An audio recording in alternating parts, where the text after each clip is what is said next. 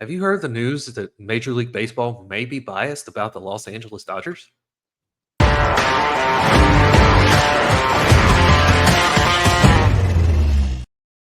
Yes, welcome into another episode of First Pitch, your daily source of news, notes, and updates on all things Major League Baseball. I'm your host, Troy Brock. You can find me on Twitter at Troy B Baseball. He's Drew Crabtree. You can follow him on the X Machine at Drew Crabtree 12. And we're going to talk about the just major, massive influx of all of the baseball games that were played yesterday, because there were so many 5 baseball games that were played yesterday. So it might take us all show. We're going to talk about the look ahead to the weekend series that we have going on. There's a bunch of good series this weekend. We're going to preview some of those and talk about all of those. And we're also going to talk about a tweet that was put out yesterday that kind of shed some more light on whether or not Major League Baseball does in fact have a bias toward the Los Angeles Dodgers. If you're watching on YouTube, hit that subscribe button, turn on the notification icon. We are trying to reach 500 subs before the end of April, so help us hit that milestone. If you're listening on audio, give us a 5-star rating. Share the show with your friends. Send them to firstpitchpodcast.com so they can get news, notes, and updates on Major League Baseball. And check out the First Pitch Podcast newsletter. Today's issue touched on the notable injury updates across Major League Baseball, so make sure you check that out. The link for the newsletter will be in the description. It is free to subscribe, though we do appreciate any paid subscriptions because they do help keep the bills on around here. How you doing today, Drew? You know, I was looking forward to this 4-game series, the Reds and the Brewers, and I don't think the Reds are ever going to score runs ever again. So I'm just measuring up how tall my apartment building is and whether or not I can get 1 or 2 backflips in. It's just, yeah, I love baseball, but I hate the Reds right now. Yeah, it has been a rough stretch that the Reds have been on. It definitely could be worse. You could be an Atlanta Braves fan where you are the only team remaining in baseball without a win. And there's only one team in Major League Baseball entering play today with only one win, and that is the Colorado Rockies, who lost again yesterday. But it is certainly a rough stretch that the Cincinnati Reds have been on. And we'll start our recap of yesterday's games with that Cincinnati Reds game. The Reds were at the Brewers, and they lost again by a 1-0 shutout. It is the third time in as many games the Reds have been shut out in a 1-0 ball game. Nick Lodolo on the mound takes the loss, giving up an unearned run in the 4th inning. The only run the Brewers pushed across.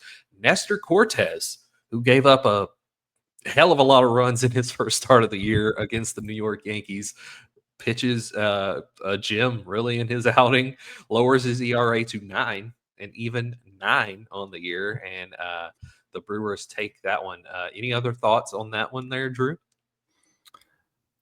Nick Lodolo deserves better. The Reds starting rotation has been really good to this point, and the lineup has only been generating some incredibly weak contact. They had 2 fly balls that could have been home runs elsewhere, but you're not playing elsewhere. You're playing in Milwaukee, so you still got to make it work. It's super frustrating considering what we think that the Reds can do, but there's 162 games, and hopefully they're not 1-0 in the next 155 games. So yeah, like we touched on, it has been a crazy run for the Cincinnati Reds so far with that stretch. It's what was the record? Isn't it a record, or it ties the 1960 Phillies? Is that what you said? it is the 6th time in Major League Baseball history that a team is shut out 1-0 in 3 games. It is the 2nd time in the live ball era that has happened, tying the 1960 Phillies. No team has done it 4 times in a row, and I would love it if we can say that again tomorrow, that no team has done it 4 times in a row.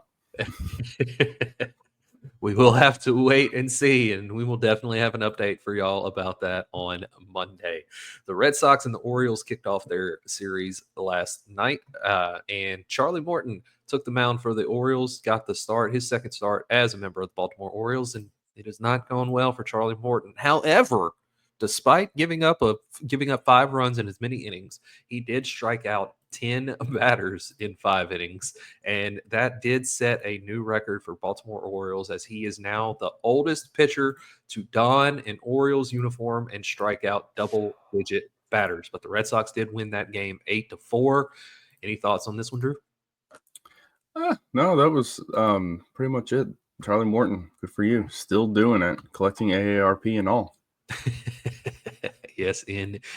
And speaking of collecting AARP, I don't know why, but that's my segue to this one. The Colorado Rockies got swept by the Philadelphia Phillies, and it was a better pitching matchup than we expected. When I previewed this game in yesterday's episode of the podcast, I said there was going to be a lot of runs scored by both teams, and the teams combined to score 4 runs. The Phillies scored 3 of them, and the Rockies only scored 1. And Taijuan Walker pitched a 6-inning shutout. He got the quality start. It is the best start he has made during his tenure with the Philadelphia Phillies, and it was completely unexpected. And in our first pitch Discord, link for that is also in the description. One of the members of the Discord tagged me after the game and said, "You have to say some nice things about Taijuan Walker tomorrow." And you know what? Some nice things about Taijuan Walker. There you go. I said it. But no, it was a good start by Taijuan Walker. I'll give him his credit. I will give players their credit when it's due, and it is certainly due for Taijuan Walker. Great start by him. Try to do it again next time. We'll see. But next time the start will be against a much better team with a much better offense in the Atlanta Braves. So we'll see if he can keep that going. Any thoughts on that one, Drew?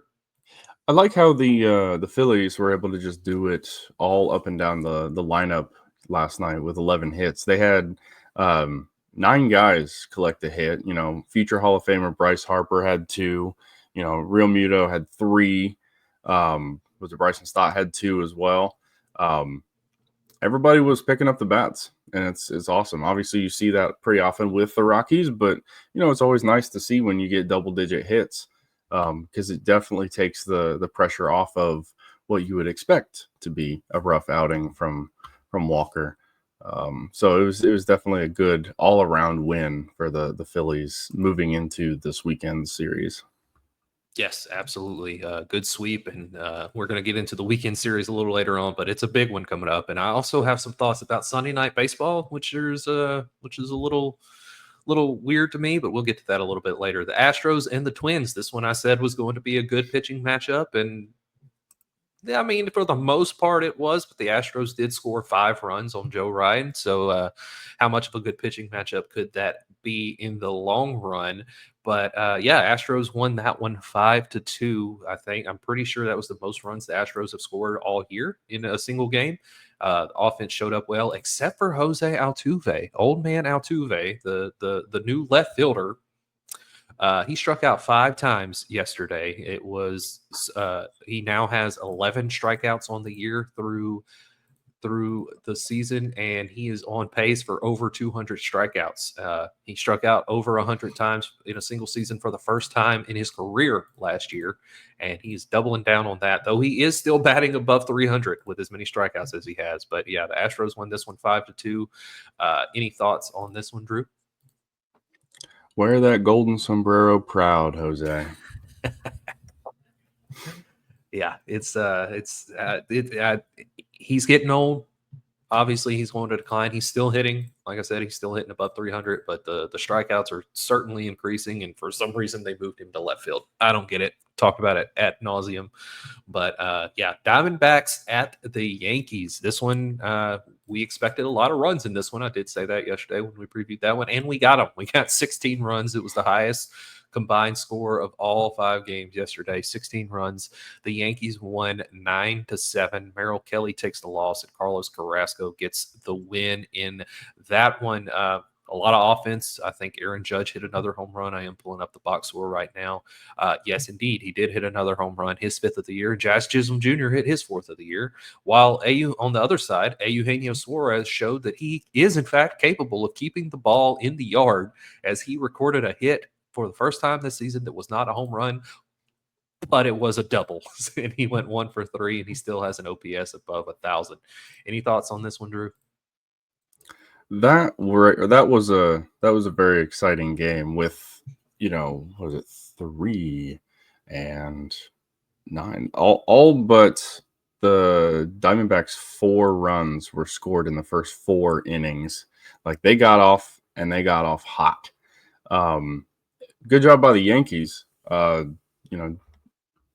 Keeping the sweep off the board after they took care of the Brewers in the first series, and they destroyed the Brewers. But yeah, it's still the Yankees, it's still the Diamondbacks. Aaron Judge is a freak of nature. There's no way to put it. He's just a freak of nature. He's a 7-foot tall Goliath that can hit the ball into the next state. He's so much fun to watch, but it's still the Yankees.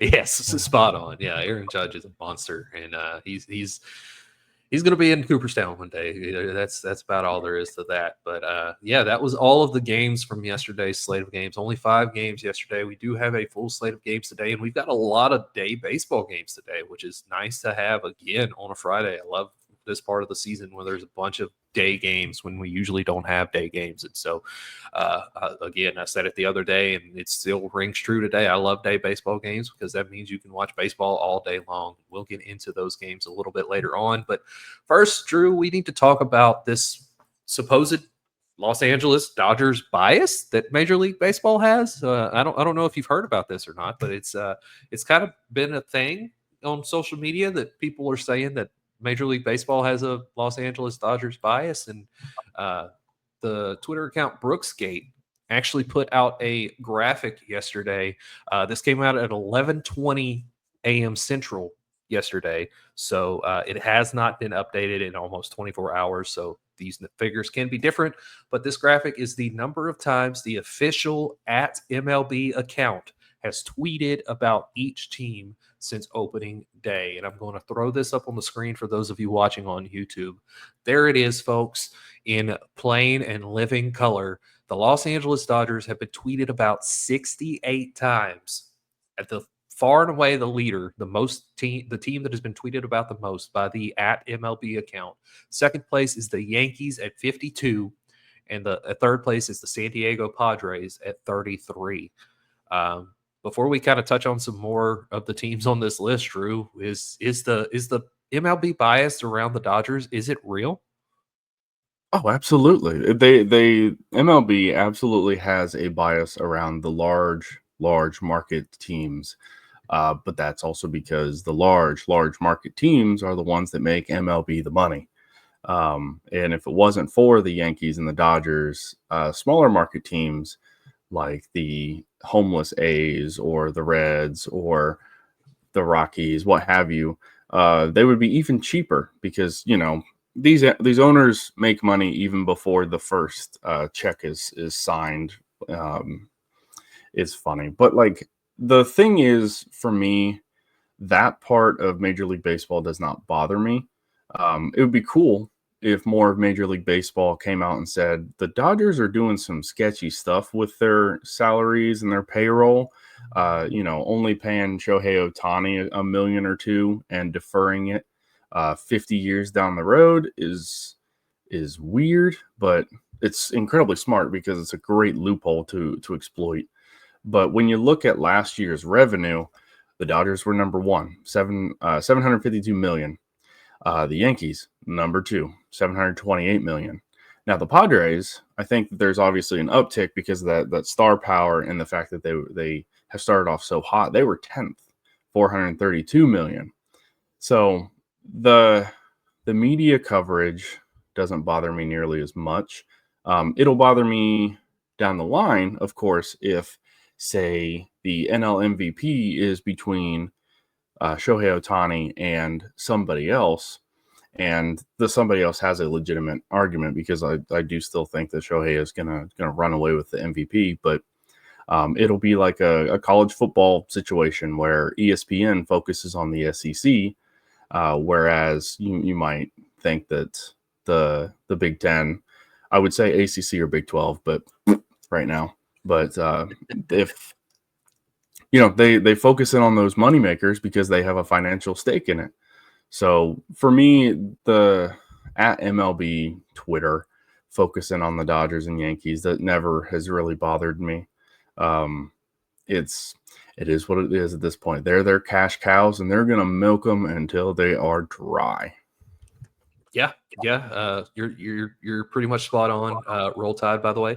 But I do kind of want to play a little bit of devil's advocate here. I'm gonna throw this back up on the screen because you touched on these teams being large market teams, and at the same time, the Yankees are second there with 52 times being tweeted about, and then way down in third, fourth, fifth, tied for sixth, seventh, eighth, way down in eighth.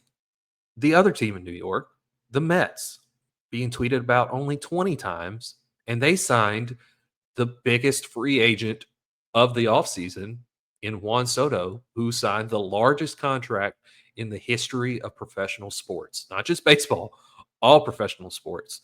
And then down tied for ninth, right there, another maybe not as large of a market as the Dodgers and the Yankees, but the Philadelphia Phillies. And arguably, side note, they're tied with the Texas Rangers, who are a large market, who are in a large market in Dallas. But the Philadelphia Phillies are one of the three teams that entered the 2025 season as World Series favorites, along with the Atlanta Braves, who have only been tweeted about 8 times, despite their historic pace that they're on, and the Los Angeles Dodgers. So then you look more through this list. The Red Sox 16 times. You've got, let's see, the Kansas City Royals, who have one of the biggest stars in the game today in Bobby Witt Jr., have been tweeted about 9 times. Let's see here. The Reds 21 times. Ellie De La Cruz, another one of the biggest stars in the game. Baltimore Orioles, they have one of the biggest stars in the game in Gunnar Henderson. He's been injured. I can kind of understand that one to a point, but they are still playoff contenders. And, Rob Manfred and Major League Baseball really as a whole has been pushing this whole hashtag grow the game thing for quite some time now. And actions speak louder than words. They are working towards eliminating blackouts. However, I'm still blacked out of Braves, Marlins, and Rays games. So the blackouts are not completely eliminated. And I, being someone who's not going to watch every Braves game, every Marlins game, or every Rays game, I'm not going to pay extra for the services where I can watch those games. So blackouts do still exist. And then grow the game, they're still pushing essentially the same 2 teams that they always push. They're not spreading the love around all of Major League Baseball. Julio Rodriguez is another player. He's one of the others I couldn't think of yesterday who is more overhyped than he is good, but he is still popular. He's one of the most popular players in the game today. They've only tweeted about the Mariners 11 times. The San Francisco Giants are in 3rd place in the National League West. They have 1 loss. They've been tweeted about 11 times. The Toronto Blue Jays, Vladimir Guerrero Jr., another one of the biggest stars in the game today, and Bo Bichette are both in contract years and will be free agents at the end of this season if they are not extended. Been tweeted about 11 times. Mike freaking Trout has been healthy so far this season. The Angels have been tweeted about 12 times. I know the Angels suck. They do have a winning record right now, but they still have Mike freaking Trout, who is one of the greatest players to ever set foot on a baseball field, regardless of the injuries, and specifically before the injuries. And if he can get away from the injuries now, being a right fielder, that should continue. And so, while yes, I do understand your point of those are the cash cows. It's kind of like the ESPN thing that we talked about over the offseason, where Major League Baseball and ESPN are parting ways because ESPN doesn't talk about baseball. The only times they ever talk about baseball is Sunday Night Baseball. That's it. And then they may show highlights of home runs. They don't show good catches as much anymore as they used to. They'll show home runs, which that's boring to me. Like I like watching home runs in a game, but if I'm watching a highlight package, I don't want to see a home run unless it's hit 600 feet. like on the top 10 plays of the week, I don't want to see a home run on the top 10 plays of the week. That's not a good play. I mean, you hit a ball far, cool. But, and so I do understand that they are pushing their cash cow in the Los Angeles Dodgers and the New York Yankees. But at the same time, you can't say grow the game out of one side of your mouth and then out of the other side of your mouth only talk about two teams that are in the game when the Yankees over 162 games are probably not going to make the playoffs because of the pitching staff that they have and the rest of the American League East and how strong the rest of the American League East is over 162 games. Can't say the same about the Dodgers. The Dodgers are making the playoffs. The Dodgers are a World Series favorite, but it's just the bias for the Los Angeles Dodgers to me is certainly there and certainly present. And I understand that it is because of money, but at the same time, if you're going to talk about growing the game, you got to talk about the other teams. No, I'm definitely in agreement to you. Yeah, when I say that I understand it, and it is what it is at a certain point. With coming from a Reds fan point of view, it's just one of those chip on the shoulder kind of things where it's not surprising. But I do agree with you because before Shohei Ohtani, did Major League Baseball market the fact that Mike Trout was a superhuman freak playing baseball? No. Major League Baseball has a terrible marketing problem. They suck when it comes to promoting their stars because nobody honestly respects the All-Star game in any sport anymore because it's a fan, it's a popularity contest. Despite the fact that Major League Baseball's All-Star game is the realest out of all the sports because you still have to play 9 innings, you have to go pitcher versus batter, and it is easily the greatest All-Star game.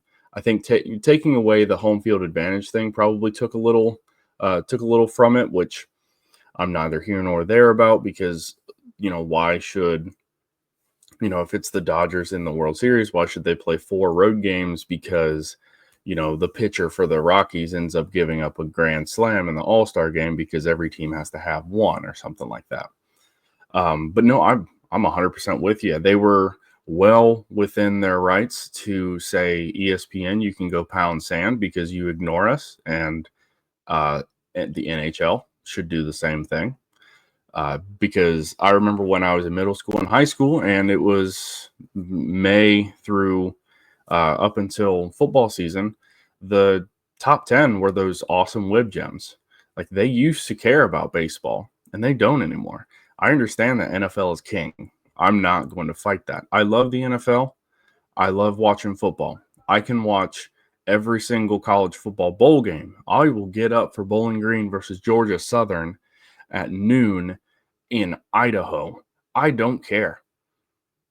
But Major League Baseball is still Major League Baseball. It's been around for 150 years for a reason. And I get it. You don't need to feature the Rockies on every other tweet. You don't have to shove these sad teams that just are not trying. You don't have to try to do that. But at least pretend for a second. Because even if they are bad teams, they're going to have guys that come through. The Pirates, historically inept over the last however many decades, they got one of the best, if not the best pitchers in the game, in Paul Skeens. Why are you not shoving that down people's throat? I don't care if they're losing 90, 95 games a year. You should probably let people know when Paul Skeens is pitching. Be annoying about it. Everyone knows who Aaron Judge is. Everyone knows who the entire lineup of the Dodgers is. Give some love to those guys. Like, obviously, I want to see more Ellie De La Cruz, but I do want to see Jose Ramirez for the Guardians because they have not tweeted about the Guardians. What, second fewest out of all of it? Unreal. 6 times. Like, I get it. The AL mid is just awful. They're god awful.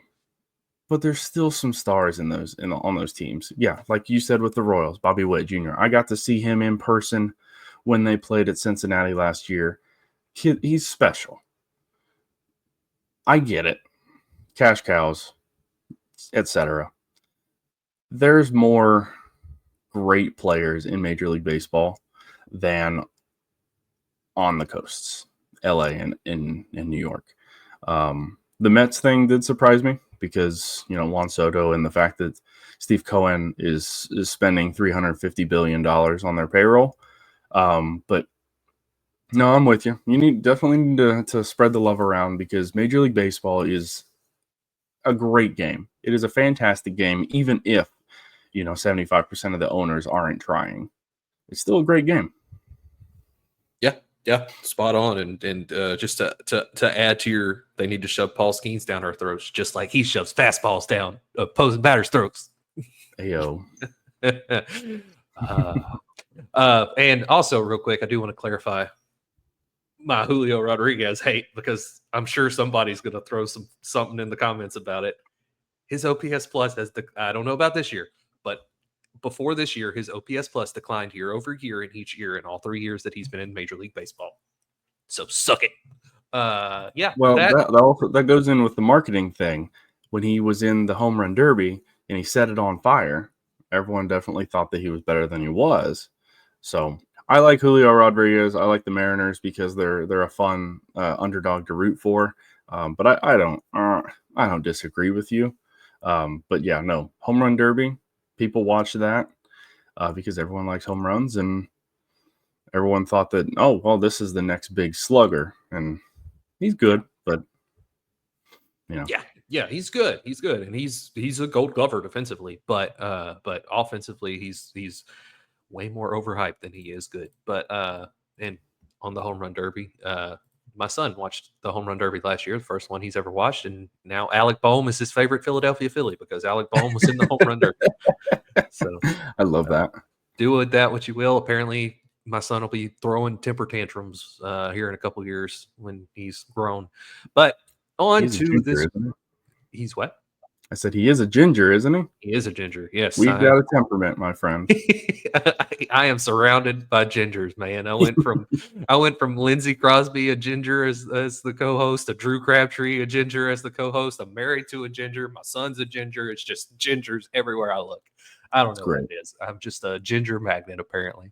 But yes, we're going to go ahead and jump into these weekend series now. And first up, it's not the first game of the day, but it is the first one on this list because of the account that I use for MLB.com. But the Braves and the Marlins.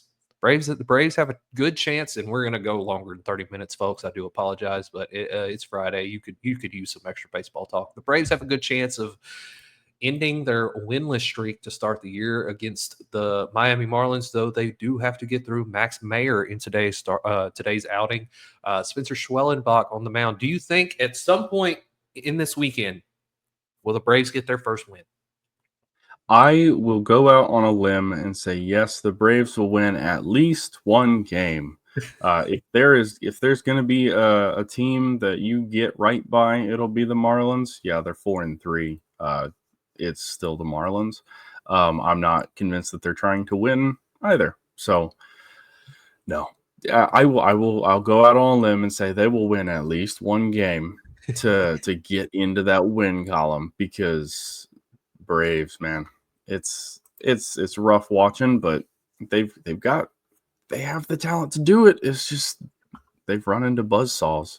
So if they can come out of this with a sweep, I think everything will feel a little bit better. Yeah, I think all the fans that have jumped off the bandwagon will climb back on the bandwagon if they come out with a sweep. But they do have a tough series after the Marlins. Dun, dun, dun. 1:10 p.m. Eastern is the first game of the White Sox and Tigers series this weekend. Jack Flaherty on the mound for Detroit. Not really. It's, as Drew put it earlier, the AL mid. It's just a bunch of mid. neither of those teams are going to be doing much later on this year. The Tigers had an improbable run last year to the playoffs. They will not repeat that this year. 2:10 p.m. Eastern, Cardinals and the Red Sox. Walker Buehler on the mound versus Eric Fetty. In that one, the Cardinals have overperformed while the Red Sox have underperformed, but should see the Red Sox start to turn that around soon. 2:20 p.m. Eastern, Padres at the Cubs. Shota Imanaga on the mound in the opener here of this series, and the Padres enter this one 7-0. Do you think the Cubs can snap the Padres streak to start the year? I do. I am slowly becoming a believer in this Cubs team, as unfortunate as it is. I do think that the Cubs are they'll put a loss in the loss column, at least one. And it honestly would not surprise me all too much if they take 2 of 3. Shoto is a solid pitcher. We saw that he pitched over in Japan, didn't he? I like the Cubs in this series just in general. The Padres are red hot, but I like to. I'll say the Cubs will take 2 of 3 just to throw that out there for fun. I like it. I like it. I like it. I like the Cubs more than I like the Padres, and I am a Shota Imanaga fan, and of course I love Kyle Tucker. So I do also like the Cubs. I don't know if I'd go as far as to say 2 of 3 because the Cubs, a lot of their wins did come against the Athletics in the minor league ballpark. But I do like the Cubs as well. Blue Jays and Mets in Queens. Tylor Megill against Kevin Gausman starting the series here. Blue Jays are 5-2. Mets are 3-3. Do the Mets gain ground on the Philadelphia Phillies, who we have not talked about their series yet? But do the Mets gain ground on the Philadelphia Phillies for the National League East division? I think it's going to be tough. The Jays are actually they're going for it this year. I like to see that. Reds legend Kevin Gausman was really solid last year, and he's off to a pretty good start. He's 3 ERA, four strikeouts in that first appearance, but I think the Blue Jays should be able to take care of business as long as they're able to limit the runs scored by the Mets. I know that we don't have a Soto right now, but no, I like the Blue Jays. Miguel will make it harder for him with the 1.8 ERA, but I like Toronto in this one. Yeah, I as well. The pitching on the surface, the starting pitching for the New York Mets has been good on the surface. Underneath, not so much. So that's definitely something to keep an eye on against the Blue Jays lineup. Also, the Mets have not really faced good lineups at this point in the season. They faced the Marlins and the Astros, so they really haven't faced good lineups to this point. So another thing to keep an eye on there. 4:10 p.m. Eastern start time for this one. Athletics at the Rockies. The minion, one of Gru's minions, and Beto taking on Feltner. Athletics are 2-5, and Rockies are the only team with only 1 win. Do the Rockies? Do the A's sweep this one, or do the Rockies get a win? Do they join the more than 1 win club and gain some ground over the Braves? I think the gain some ground. Oh dear. I think the Rockies will take at least 1, but this is the pillow fight of the century. That's even bad baseball is still good baseball, but that's going to be an interesting series to watch. Honestly, those are 2 teams that are not trying. I think the Rockies will get at least 1. I don't know. I don't know if the A's have a sweep in them. Yeah. I think this is the first game of the year in Coors. So the Rockies pitching staff that has been fantastic to this point might not be going forward. Yankees and Pirates, 4:12 p.m. Eastern. Max Fried getting his second start of the year with the Yankees, and the defense was not kind to him. The defense behind him was not kind. They committed 5 errors while he was on the mound in his last start, and that's something they're going to have to get a lot better at with Max Fried on the mound because he is one of the preeminent ground ball pitchers in baseball. The Yankees kind of have a easy starting schedule to the year. Do they come out of this with a sweep? Yeah, honestly, it's very possible. The Pirates have been weird this year, but coming out of this with a sweep is definitely very possible. And I'm double checking. Yeah, they avoid Skeens. The toughest one will probably be on Sunday. The Pirates will be tossing Andrew Heaney, who was pretty good in his first go around, 5 innings, only 1 earned run, 4 hits. But yeah, the lineup of the Yankees is too good. I don't like predicting sweeps, but I think the Pirates might get swept out of their own stadium on this one, unfortunately, especially since they're not throwing Skeens in this series. Yeah, I think for me, I think the Yankees offense continues to do what the Yankees offense has done so far this season, though they will have a hard time keeping that up outside of Aaron Judge over 162. Mariners and Giants start at 4:35 p.m. Eastern. The Seattle Mariners are throwing Luis Castillo for the second consecutive day. Just Oh, that's right. Luis F. Castillo is starting this game, not the other Luis Castillo. And the F stands for freaking old rookie because he's 30 years old and has only thrown 3 innings in Major League Baseball. He will be facing Justin Verlander, Giants 5-1, Mariners 3-4. Diamondbacks at the Nationals, and I do apologize. I have been lying to y'all all day because the Colorado Rockies are not the only team with just 1 win, as the Washington Nationals also only have 1 win. So I have been lying to y'all all day long. But the Diamondbacks 4-3, Nationals 1-5. I think that's going to be more a series that's more fun than people expect.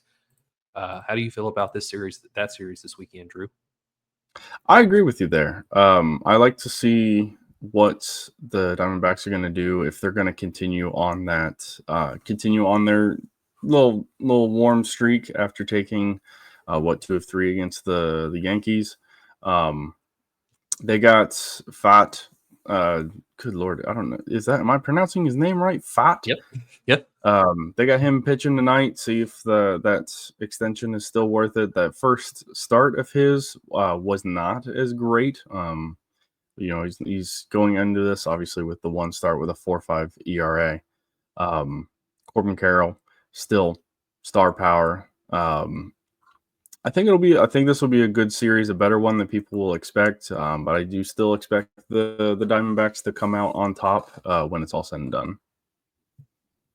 Yeah. I do expect this one to be entertaining. I've said it multiple times. I'm a lot higher on the Nationals than most this year, but I expect that one to be entertaining. We're going to skip the next one, go to the next one because we're going to come back to that one last. 7:40 p.m. Eastern, Orioles at Royals. Dean Kramer at Seth Lugo get you started there in Kansas City. Both teams are below 500. Orioles are 3-4. Royals are 2-4, and it's what's been plaguing the Orioles this year is what we talked about all offseason. The starting pitching has been absolutely atrocious, and it has got them off to a 3-4 start. The offensive has done their best, and the bullpen has done their best, but they still have not been able to overcome the starting pitching. 8:05 p.m. Eastern, Tampa Bay, St. Pete Rays at Texas Rangers. Reds legend, is that Tyler or Greg? Tyler Mahle. Tyler Mahle, yeah. Did he pitch for the Reds? I know Greg did. Tyler Mahle is the one that pitched for the Reds. He's the one that came up through the system, threw a perfect game in the minors. That's the Reds legend that you're thinking of. Okay, so not Greg. Greg didn't. Okay. All I know is that when the Mobile Bay Bears still existed, one of the Mollies, and I think it was Greg, was on the Bay Bears, and his music, because he was a reliever at the time, whenever he would come out of the bullpen, his music would be, I can't remember the name of the rapper, but it was the Molly rap song, and it was just very fun. I'm not a rap fan. I'm sure that most of y'all have noticed most of the t-shirts I wear are pop punk, whatever, but I'm an emo kid, but that was still a fun song to listen to. Rays and Rangers, that should be a fun one. 8:10 p.m. Eastern, Reds at Brewers continue their series. Nick Martinez at T. Alexander. Reds look to score at least 1 run in this outing. You got any more thoughts on them before we move on to the next game? Just please score once. One run, please. I don't know. I'm really hoping for a split, but goodness gracious, this starting rotation has been really good for the Reds, and the lineup has not rose to the occasion. So Here's the hoping. Nick Martinez is getting paid all that money. Don't suck, please. Don't suck, indeed. 9:38 p.m. Eastern, Cleveland Guardians at Los Angeles Angels. The Guardians are below 500, as all of the teams in the American League Central are. The Angels are above 500, which is not something we expect over the full 162. Not really much to talk about in that series. A couple of stars if Jose Ramirez is on the field. I'm not sure. I know he got hurt a few days ago. I'm not sure if he's going to be on the field, but Mike Trout should be. Don't think he's gotten hurt yet, so he should be on the field. But you could call it biased, but I do think that this is the best series of the weekend. And I saved it for last. 6:45 p.m. Eastern, the Los Angeles Dodgers at the Philadelphia Phillies. Yoshinobu Yamamoto taking the mound for the Dodgers in game one.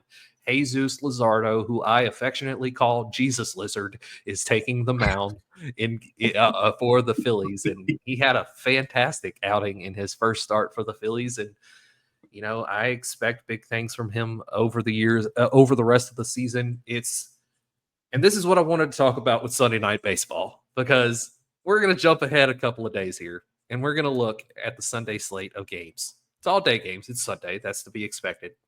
On Sunday Night Baseball, you have the right now 4-2 Cardinals against the right now 3-4 Red Sox. We don't expect the Red Sox to be a good team over a full course of 162 games. We do expect the Red Sox to be a good team over the full course of 162 games. The pitching matchup in that game, Miles Mikolas and Sean Newcomb. Now let's go back and let's look at a game at 1:35 p.m. Eastern on Sunday. The Dodgers at the Phillies, two World Series favorites, a potential National League Championship Series preview, and the pitching matchup for that game, Tyler Glasnow at Christopher Sanchez, two aces.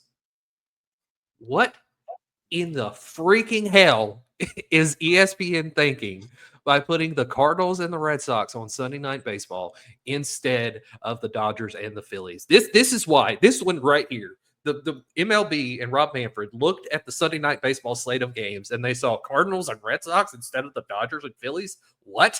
We're done. This contract's over. This is why MLB is pulling out. Like, what? Does this make any sense? It makes absolutely no sense. There are two games that I would be fine with, and it's the Dodgers, Phillies, and Cubs, Padres. Those are the only two matchups that would make sense on Sunday Night Baseball, and the Dodgers, Phillies are far and away the best series, the two best teams playing each other. Ace versus ace. I don't know. I don't make these decisions. They don't pay me enough to do these things. 1:30 Eastern Daylight Time. Yeehaw. No, this matchup 100% should be on prime time, and it is malpractice, and it's incredible. Even when you're making the schedule and you're like, well, maybe they'll be okay. That these two are going to be two of the best teams in the NL at the very least in the offseason. Why wouldn't you plan for that? You've got this marquee matchup early season for a reason. Why would you not capitalize on it? Take advantage of that Dodgers bias that they have. Come on now. It's just Rob Manfred hates baseball. Yeah, I don't get it. I will say in the other network's defense, the Phillies Dodgers game tonight is an Apple TV game, and then tomorrow, even though it is kind of a mid-afternoon game, it's going to be on FS1. Should be on Big Fox, but that's a different story. Actually, you know what? I'm going to look. Which game is on Big Fox? None of them. So both baseball games tomorrow are on FS1. The other one is the Reds and Brewers are going to be on national TV. So that's fun. But yeah, the Dodgers and Phillies, easily the series of the weekend. I talked about Yoshinobu Yamamoto and Jesus Lizard starting today. Tomorrow is going to be Roki Sasaki and Aaron Nola, and then Tyler Glasnow and Christopher Sanchez on Sunday. It's going to be a hell of a series. I don't mean to make this the Phillies pod, but here we are. I will point out also that last year against the Los Angeles Dodgers in 6 games, the Philadelphia Phillies went 5-1. against the Dodgers in the regular season. They did not face the Dodgers in the postseason because they couldn't hit the side of a boat.